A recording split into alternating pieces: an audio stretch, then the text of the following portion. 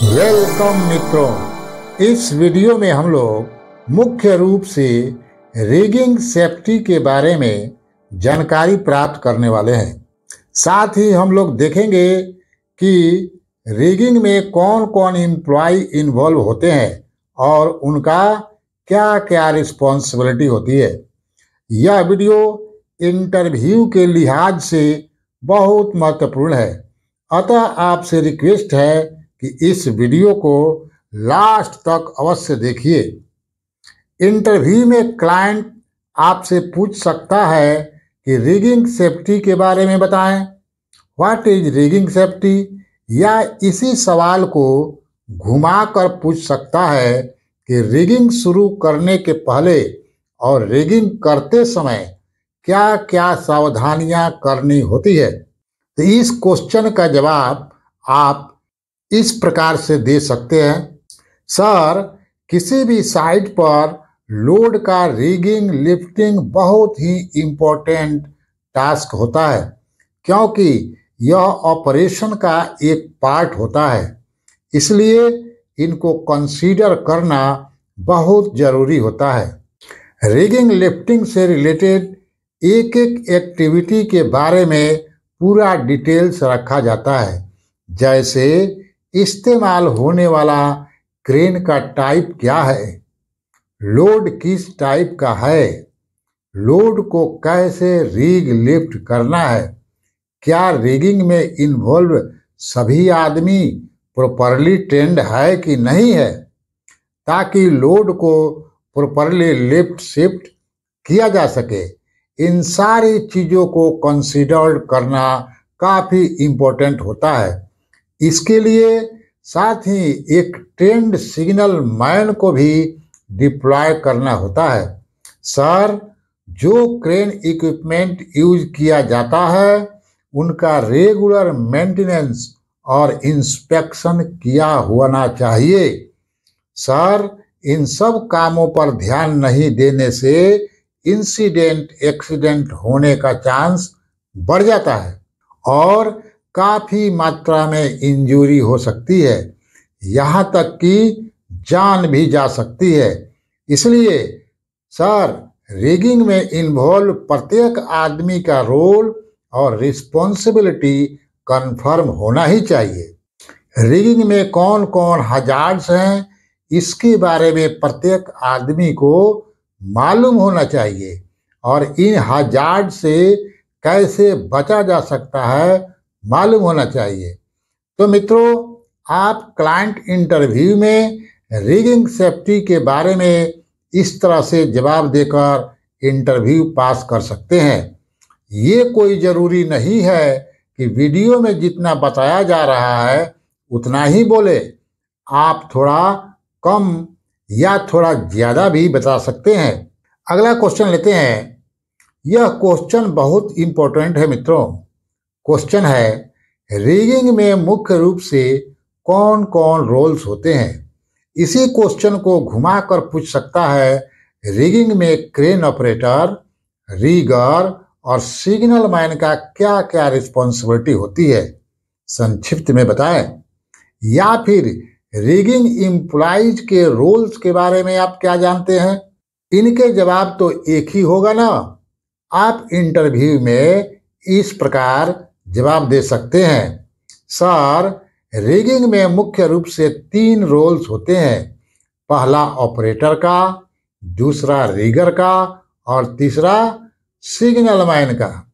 Sir, crane operator crane को operate करने के लिए डायरेक्टली रिस्पॉन्सिबल होता है। ऑपरेटर को लोड के बारे में जानकारी होनी चाहिए।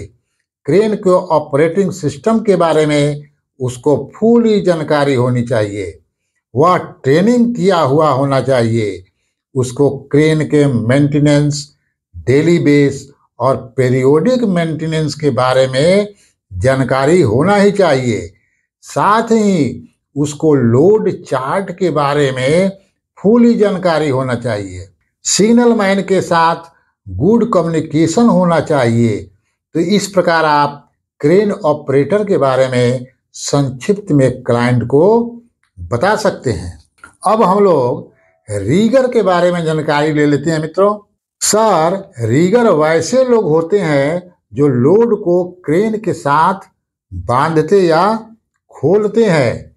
साथ ही लोड को लिफ्ट शिफ्ट करने के लिए उपयोग में आने वाले अन्य डिवाइसेस के बारे में एक रीगर को अच्छी जानकारी होती है। रीगर ट्रेनिंग लिया हुआ होना चाहिए। एक रीगर को मालूम रहता है कि किसी लोड को क्रेन के साथ कैसे अटैच या डिटैच किया जाता है। उसके पास थर्ड पार्टी का सर्टिफिकेशन भी होना चाहिए। सर, रीगर भी 3 प्रकार के होते हैं, लेवल 1, लेवल 2 और लेवल 3। अब हम लोग सिग्नल मैन के बारे में संक्षिप्त में जानकारी ले लेते हैं मित्रों। इसका जवाब सिग्नल मैन के बारे में आप इस प्रकार दे सकते हैं।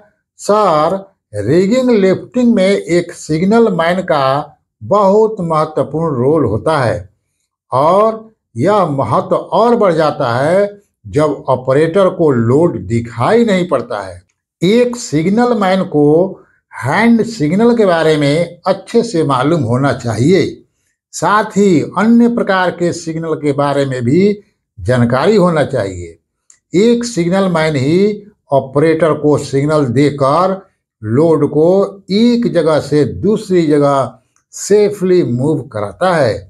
एक सिग्नल मैन क्वालिफाइड होता है, साथ ही उसका थर्ड पार्टी सर्टिफिकेट भी होता है।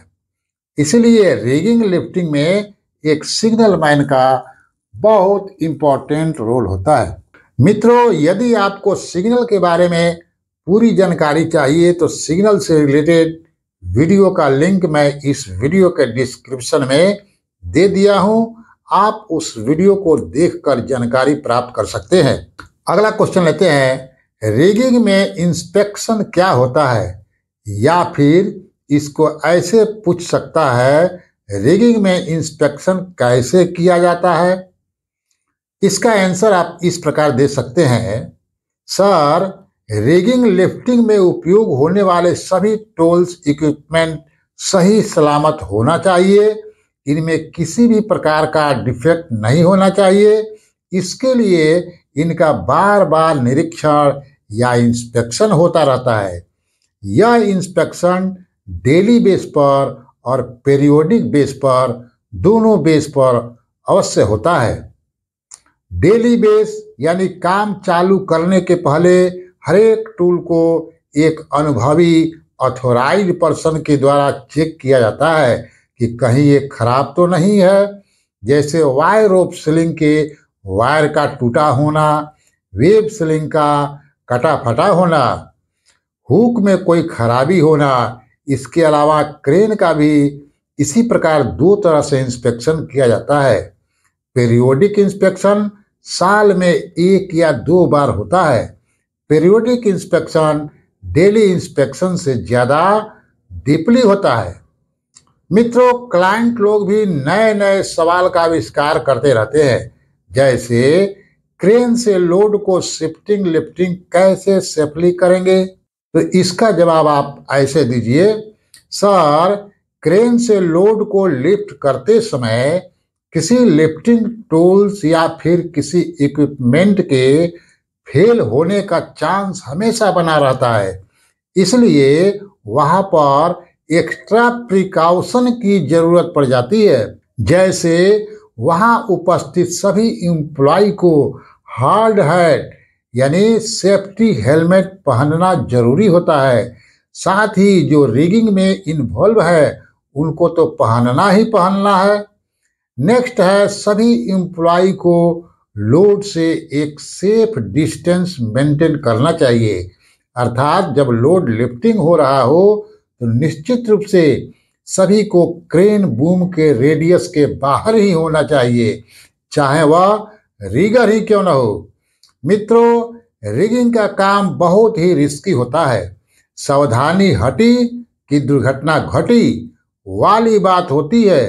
मैं जब यह वीडियो बना रहा हूँ, ठीक इसके 2 दिन पहले हुई एक एक्सीडेंट के बारे में बता देता हूँ कि एक लोड को आई बोल्ट के द्वारा क्रेन से लिफ्ट करते समय आई बोल्ट लोड से निकल गया और लोड वहां खड़े रिगर के पैर पर गिर गया, जिसके कारण उसके दाएं पैर की 5 उंगलियां खत्म हो गई। मित्रों, तो अब आप बताएं कहाँ गलती हुई?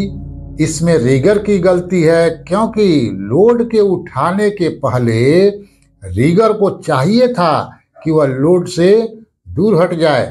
तो इस प्रकार हम लोगों ने देखा कि लोड के लिफ्टिंग के समय लोड से एक सेफ डिस्टेंस बनाकर रहना कितना इम्पोर्टेंट है। दूसरा इम्पोर्टेंट है कि लोड के नीचे से किसी को भी नहीं गुजरना चाहिए।